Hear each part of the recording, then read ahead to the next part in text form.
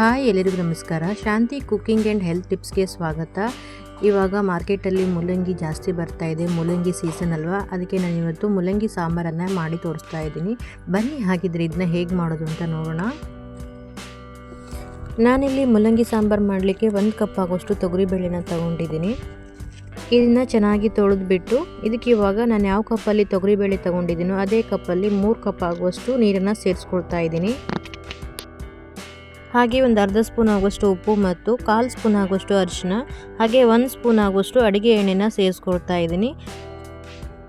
Cooker cap ಹಾಕಿಬಿಟ್ಟು ಇದನ್ನ ಇವಾಗ ಒಂದು 2 ರಿಂದ 3 ವಿಸಿಲ್ ಹಾಕ್ಸ್ಕೊಳ್ತಾ ಇದ್ದೀನಿ. ಈಗ ಮೂಲಂಗಿ ಸಾಂಬಾರು ಮಾಡಲಿಕ್ಕೆ ಇನ್ನೊಂದು ಕುಕ್ಕರಲ್ಲಿ ಒಂದು ಒಗ್ಗರಣೆ ಮಾಡ್ಕೊಳ್ತಾ ಇದ್ದೀನಿ.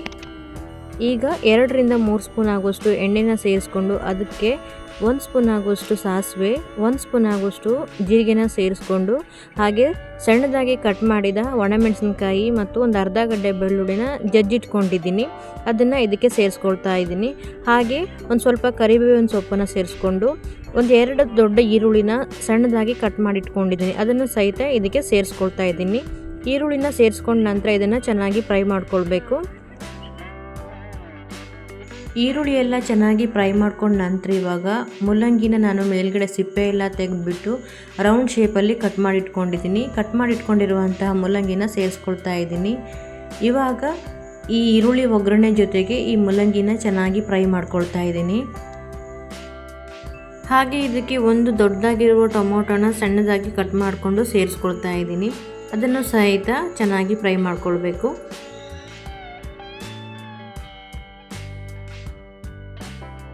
ಇವಾಗ ಇದಕ್ಕೆ ನಾನು 1 ಸ್ಪೂನ್ ಆಗುವಷ್ಟು ಸಾಂಬಾರು ಪೌಡ್ರನ್ನು ಸೇರಿಸ್ಕೊಳ್ತಾ ಇದ್ದೀನಿ. ನಿಮ್ಮ ಹತ್ರ ಯಾವ ಸಾಂಬಾರು ಪೌಡ್ರ್ ಇದೆಯೋ ಅದನ್ನೇ ಸೇರಿಸ್ಕೊಳ್ಳಿ.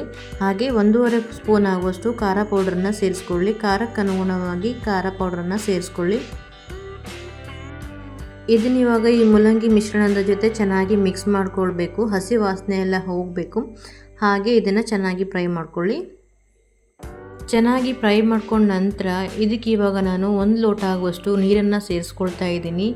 ನಾನಿಲ್ಲಿ ಸಾಂಬಾರನ್ನು ಕುಕ್ಕರಲ್ಲಿ ಮಾಡ್ತಾಯಿದ್ದೀನಿ, ಅದಕ್ಕೋಸ್ಕರ ಇವಾಗ ಈ ಕುಕ್ಕರ್ಗೆ ಕ್ಯಾಪ್ ಹಾಕಿ 1 ವಿಸಿಲ್ ಹಾಕ್ಸ್ಕೊಳ್ತಾ ಇದ್ದೀನಿ. ಮೂಲಂಗಿ ಎಲ್ಲ ಬೇಗ ಬೆಂದ್ಕೊಳ್ಳುತ್ತೆ, ಅದಕ್ಕೋಸ್ಕರ.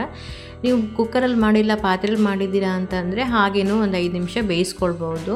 ನೋಡಿ ಇವಾಗ ಮೂಲಂಗಿ ಎಲ್ಲ ಬೆಂದಿದೆ. ಇವಾಗ ಇದಕ್ಕೆ ನಾನು ತೊಗರಿಬೇಳೆನ ಚೆನ್ನಾಗಿ ಬೇಯಿಸಿಬಿಟ್ಟು ಸ್ಮ್ಯಾಶ್ ಮಾಡಿಟ್ಕೊಂಡಿದ್ದೆ, ಅದನ್ನು ಇದಕ್ಕೆ ಸೇರಿಸ್ಕೊಳ್ತಾ ಇದ್ದೀನಿ. ನಿಮಗೆ ಸಾಂಬಾರು ಕನ್ಸಿಸ್ಟೆನ್ಸಿ ಎಷ್ಟು ಬೇಕೋ ಅಷ್ಟನ್ನು ನೀರನ್ನು ಸೇರಿಸ್ಕೊಳ್ಳಿ. ಹಾಗೆ ನಾನಿಲ್ಲಿ ಸ್ವಲ್ಪ ಹುಣಸೆ ಹಣ್ಣನ್ನು ನೀರಲ್ಲಿ ನೆನೆ ಹಾಕಿಬಿಟ್ಟು ಸ್ವಲ್ಪ ನೀರು ಮಾಡಿಟ್ಕೊಂಡಿದ್ದೀನಿ. ಈಗ ಹುಣಸೆ ಹಣ್ಣಿನ ನೀರನ್ನು ಇದಕ್ಕೆ ಸೇರಿಸ್ಕೊಳ್ತಾ ಇದ್ದೀನಿ.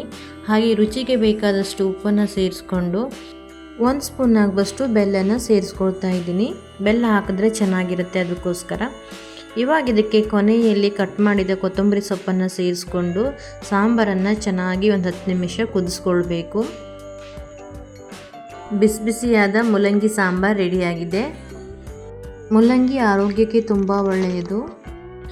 ನೋಡಿದ್ರಲ್ವಾ ಹೆಲ್ದಿಯಾಗಿರೋ ಮೂಲಂಗಿ ಸಾಂಬಾರನ್ನು ಹೇಗೆ ಮಾಡೋದು ಅಂತ ಹೇಳಿ. ನಾನು ಮಾಡಿರೋ ಈ ರೆಸಿಪಿ ವಿಡಿಯೋ ನಿಮಗೆ ಇಷ್ಟ ಆದರೆ ಪ್ಲೀಸ್ ಲೈಕ್ ಆ್ಯಂಡ್ ಸಬ್ಸ್ಕ್ರೈಬ್ ಮಾಡಿ ಆ್ಯಂಡ್ ಸಪೋರ್ಟ್ ಮಾಡಿ. ಬಾಯ್, ಹ್ಯಾಪಿ ಕುಕಿಂಗ್.